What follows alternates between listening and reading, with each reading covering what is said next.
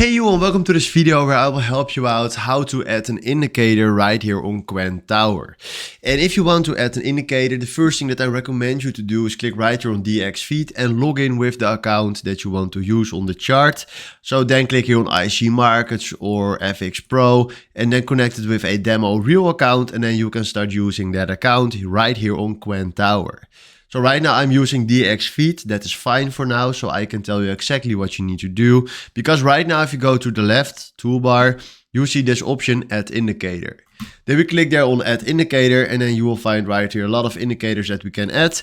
But I want to do the RSI and let's see, there we have it.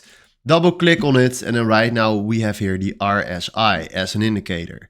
So this is how you can add an indicator right here on Quantower. Hopefully this was exactly the video where I was looking for. If you don't have any account on Quantower, please check out the link in the description where you can create yourselves an account on Quantower and you support my channel. So that will be fine. And then from now, thanks for watching and have a wonderful day. Ciao.